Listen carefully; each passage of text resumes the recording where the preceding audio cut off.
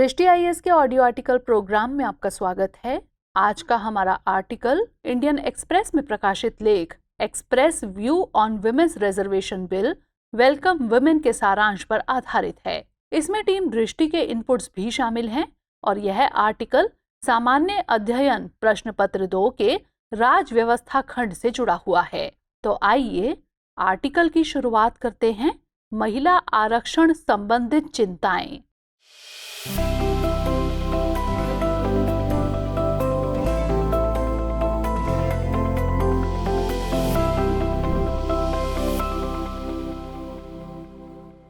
हाल के वर्षों में भारत ने आर्थिक, विज्ञान, तकनीक, पर्यावरणीय आदि क्षेत्र में तरक्की की है, तो वहीं राजनीतिक और रणनीतिक तौर पर भी खुद को मजबूत किया है।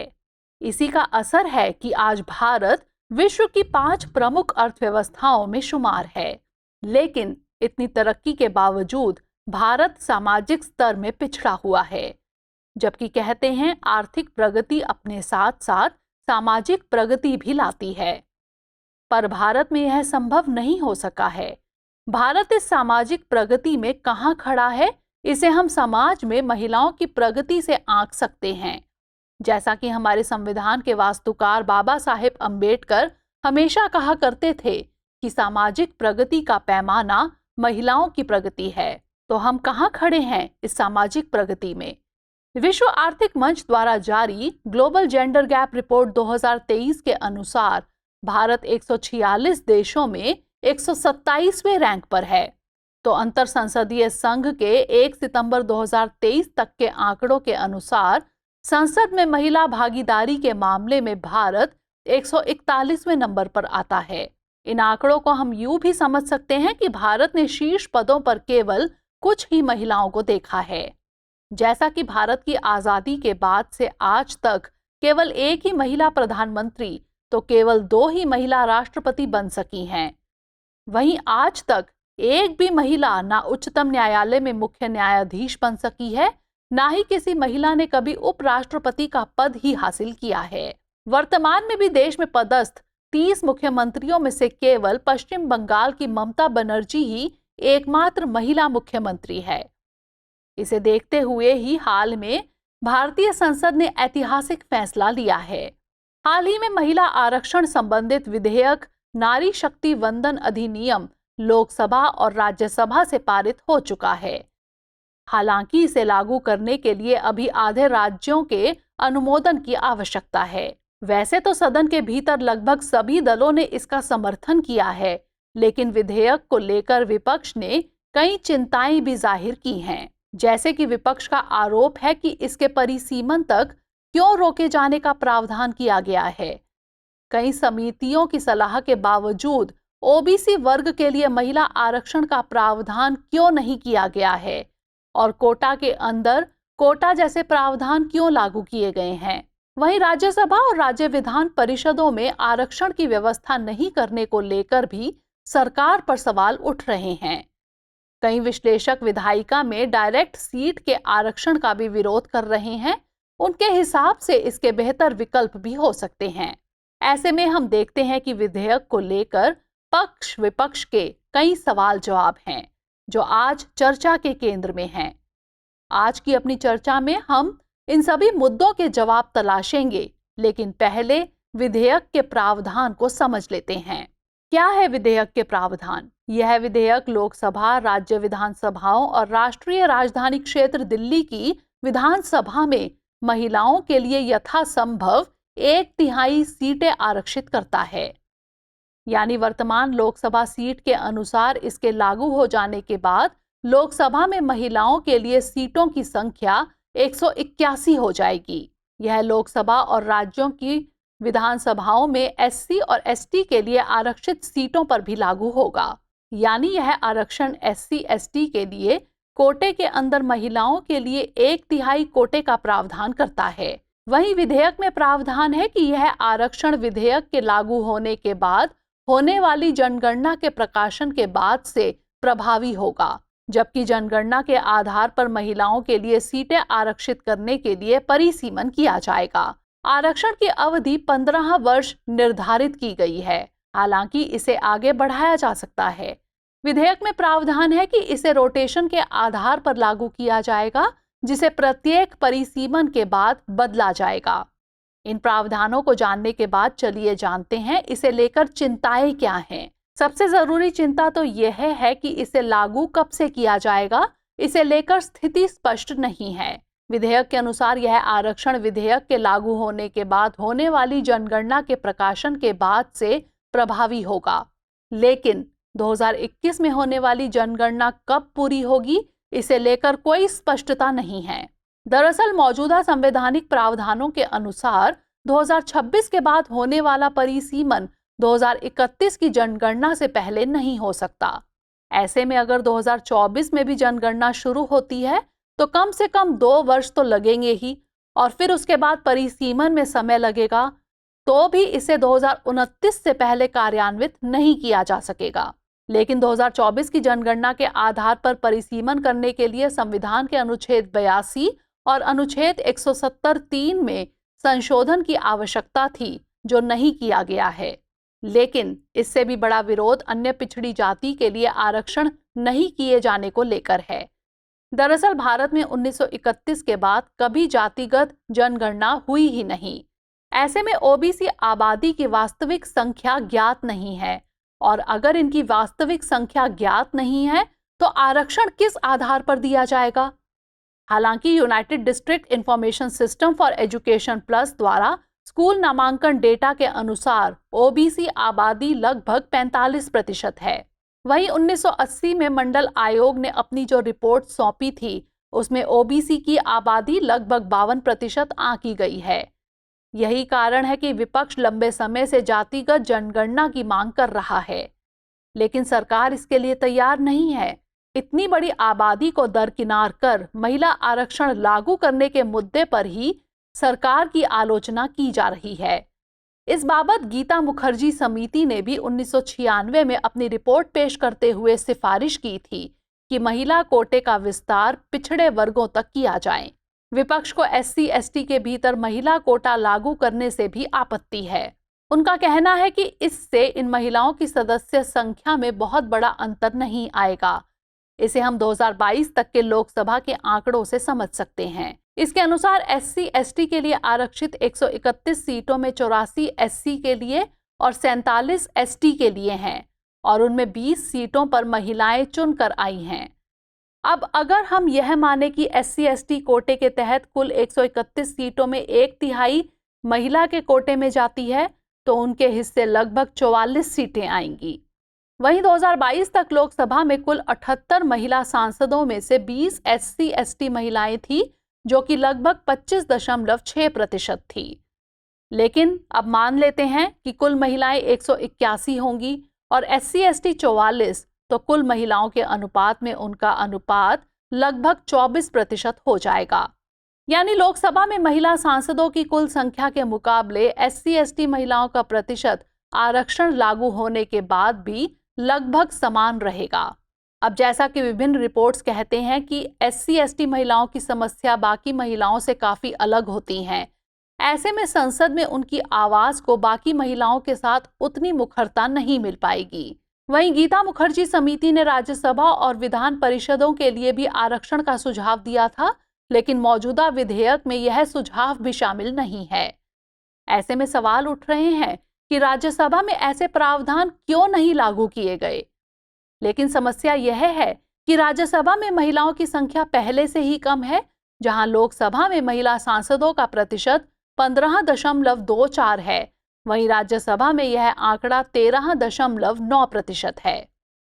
अगर केवल लोकसभा में यह आरक्षण लागू किया जाता है तो राज्यसभा में महिला सांसद और घट जाएंगी, क्योंकि वैसे पुरुष नेता जो लोकसभा में महिला आरक्षण के कारण चुनाव नहीं लड़ पाए, उन्हें राज्यसभा का टिकट दे दिया जाएगा और महिलाओं को मौके नहीं दिए जाएंगे। कई विश्लेषक यह भी आरोप लगा रहे हैं कि विधायिका में सीधे सीटों के आरक्षण से महिलाएं सिर्फ आरक्षित सीटों तक ही सीमित हो जाएंगी। जैसे कि विधायिका में राष्ट्रीय स्तर पर महिला आरक्षण संबंधित पहला सफल प्रयास 1990 की दशक की शुरुआत में फिलीपींस में हुआ था, जिसे पाकिस्तान, बांग्लादेश सहित कई देशों ने अपनाया। लेकिन इन देशों के आंकड़े बताते हैं कि ऐसे आरक्षण से महिला उम्मीदवारों की संख्या में तो वृद्धि होती है, लेकिन सामान्य सीटों पर इन्हें पुरुष उम्मीदवार के सामने नहीं उतारा जाता। ऐसे में भारत में भी यही होगा। इसलिए कई लोगों का कहना है कि महिला को राजनीतिक रूप से सशक्त बनाने के लिए राजनीतिक दलों में आरक्षण का प्रावधान लागू किया जाना चाहिए। यहाँ दोहरे सदस्यीय निर्वाचन क्षेत्रों में आरक्षण के प्रावधान लागू किए जाएं, जहां निर्वाचन क्षेत्रों में 2 सांसद हों और उसमें से 1 महिला हो। तो चलिए इन चिंताओं को जानने के बाद समझते हैं सरकार के तर्क। असल में परिसीमन तक विधेयक को लागू करने का इंतजार एक बड़ा वक्त है। इसे कम किया जाना चाहिए था। हालांकि हमें यह भी समझना होगा कि परिसीमन जरूरी है, क्योंकि इसके द्वारा समान प्रतिनिधित्व सुनिश्चित करने के लिए लोकसभा और विधानसभा निर्वाचन क्षेत्रों की सीमाओं का निर्धारण किया जाता है, ताकि प्रत्येक व्यक्ति को वोट के समान महत्व सुनिश्चित किया जा सके। साथ ही परिसीमन का उद्देश्य भौगोलिक क्षेत्रों का सीटों में निष्पक्ष रूप से विभाजित करना भी है, ताकि सीट की सीमाओं को इस तरह से तैयार किया जा सके कि किसी भी राजनीतिक दल को दूसरे पर अनुचित लाभ ना मिले। यही कारण है कि जैसे जैसे आबादी बदलती है, निर्वाचन क्षेत्रों की संख्या और सीमाओं को फिर से समायोजित करने की आवश्यकता होती है। संविधान के अनुच्छेद 81, 170, 330 और 332 जो लोकसभा और राज्य विधानसभाओं में सीटों की संरचना और आरक्षण से संबंधित है, उनमें भी इस पुनर्समायोजन का उल्लेख है। वहीं संविधान के अनुच्छेद 82 के तहत परिसीमन आयोग का गठन किया जाता है। ऐसे में परिसीमन होने से महिलाओं को बेहतर प्रतिनिधित्व मिल पाएगा। वहीं ओबीसी प्रावधान के बारे में हमें समझना होगा कि संविधान द्वारा लोकसभा या राज्य विधानसभाओं में अन्य पिछड़े वर्गों को राजनीतिक आरक्षण प्रदान नहीं किया गया है। यानी संविधान द्वारा लोकसभा और राज्य विधानसभाओं में केवल अनुसूचित जाति और अनुसूचित जनजाति के लिए आरक्षण का प्रावधान है। इसके अनुसार 15% सीटें अनुसूचित जाति के लिए और 7.5% सीटें अनुसूचित जनजाति के लिए आरक्षित हैं। यानी ओबीसी महिलाओं को आरक्षण देने के लिए पहले लोकसभा और राज्य विधानसभाओं में ओबीसी कोटे के प्रावधान को लागू करना होगा। दूसरी समस्या यह है कि अगर यह प्रावधान कर भी दिया जाए तो ऐसा कैसे होगा, क्योंकि 1931 के बाद कभी जातिगत जनगणना नहीं की गई है। राज्यसभा में आरक्षण को लागू नहीं करने के पीछे सरकार के तर्क को समझने के लिए हमें राज्यसभा की चुनावी प्रक्रिया को समझना होगा। जैसे कि उच्च सदन में चुनाव सीधे तौर पर नहीं होते, यानी इसके लिए वोटिंग में हिस्सा जनता नहीं लेती, बल्कि केवल राज्य विधानसभाओं के निर्वाचित सदस्य ही इसमें हिस्सा लेते हैं। दूसरा, इसकी वोटिंग प्रक्रिया भी लोकसभा चुनाव से बिल्कुल अलग है। राज्यसभा में चुनाव होते हैं आनुपातिक प्रतिनिधित्व पद्धति के अनुसार, एकल संक्रमणीय मत के आधार पर, अर्थात इसके अनुसार निर्वाचित विधायक उम्मीदवार को अपनी प्राथमिकता के आधार पर वोट देते हैं। यानी वह बैलेट पेपर पर उम्मीदवार की वरीयता का क्रम अंकित करते हैं, ना कि किसी उम्मीदवार को सीधे वोट देते हैं। सरकार का कहना है कि ऐसी प्राथमिकता क्रम में आरक्षण करना संभव नहीं हो पाता। यही कारण है कि उच्च सदन में आरक्षण का प्रावधान नहीं किया गया है। यही वजह है कि लोकसभा के बरकस राज्यसभा में SC/ST कोटे का प्रावधान नहीं किया गया है। इसलिए कई लोगों का यह भी तर्क है, संविधान निर्माता उच्च सदन को जातिगत राजनीति से मुक्त रखना चाहते थे। यही कारण है कि सरकार ने भी उच्च सदन में महिला आरक्षण लागू नहीं किया। SC/ST के भीतर कोटे के प्रावधान को लागू करने के पीछे सरकार का तर्क है कि क्षैतिज आरक्षण के समान प्रतिनिधित्व मिलता है, तो वहीं सामान्य सीटों की सीमा सीमित भी नहीं होती। जहां तक बात सीटों के आरक्षण की है, तो कई विश्लेषकों का तर्क है कि दूसरे विकल्प का असर उल्टा हो सकता था, क्योंकि राजनीतिक दल महिलाओं को फिर कमजोर सीटों पर लड़ाना शुरू कर देते, जहां उनके जीतने की संभावना ही ना हो। वहीं दोहरे निर्वाचन क्षेत्रों में अगर महिलाओं को किसी अधिक प्रभावी पुरुष के सामने खड़ा किया जाएगा, तो हो सकता है कि उन्हें सामाजिक बहिष्कार का सामना करना पड़े। इन तर्क वितर्क जानने के बाद चलिए जानते हैं कि आगे की राह क्या होनी चाहिए। कोई भी नई शुरुआत अपने साथ संभावनाएं, असंभावनाएं सभी लेकर आती हैं, लेकिन इसका अर्थ यह नहीं होता कि हम असंभावनाओं के डर से आगे बढ़ना ही छोड़ दें। प्यू रिसर्च सेंटर के आंकड़े बताते हैं कि लगभग 23% भारतीय मानते हैं कि उनके देश में महिलाओं के खिलाफ बहुत भेदभाव होता है। 2013 में महिला एवं बाल विकास मंत्रालय द्वारा महिलाओं की स्थिति पर गठित उच्च स्तरीय समिति ने भी 2015 में अपनी रिपोर्ट सौंपते हुए माना कि भारत आज भी पुरुष सत्तात्मक समाज है। साथ ही भारत को लैंगिक समानता की दिशा में अभी बहुत काम करने की जरूरत है। इन आंकड़ों और रिपोर्ट से साफ है कि सामाजिक प्रगति की दिशा में भारत अभी पीछे है। ऐसे में अगर यह परिवर्तन नहीं लाया गया तो देश की आधी आबादी को राजनीतिक समानता लाने के लिए लगभग 162 वर्षों का इंतजार करना होगा। आजादी के बाद 75 वर्षों की राजनीति में महिला भागीदारी को लोकसभा के आंकड़ों से समझा जा सकता है कि शुरुआती 5% से महिलाएं अभी तक बस 15% पर ही पहुंच पाई हैं। कई रिपोर्ट्स बताते हैं कि पंचायत में महिला आरक्षण से कई बड़े और बेहतर बदलाव हुए हैं। राष्ट्रीय स्तर पर उनकी बढ़ती भागीदारी से हम राष्ट्रीय स्तर पर इन बदलाव के वाहक बन सकते हैं।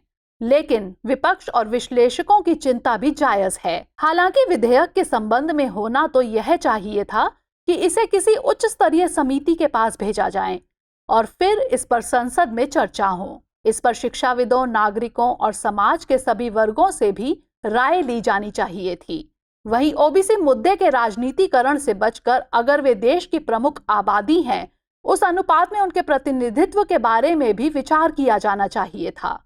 सरकार जातिगत जनगणना के बारे में विचार कर सकती है।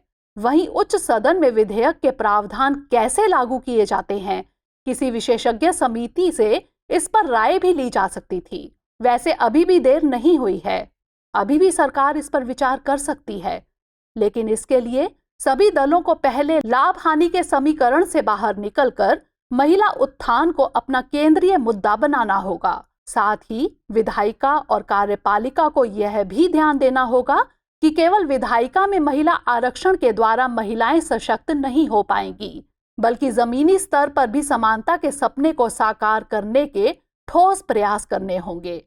तो चलिए अपनी चर्चा को विराम देते हुए आज का सवाल नोट कर लेते हैं। लोकसभा और राज्य विधानसभाओं में महिला आरक्षण पर पिछड़े वर्गों से संबंधित चिंताएं क्या-क्या हैं? विवेचना कीजिए।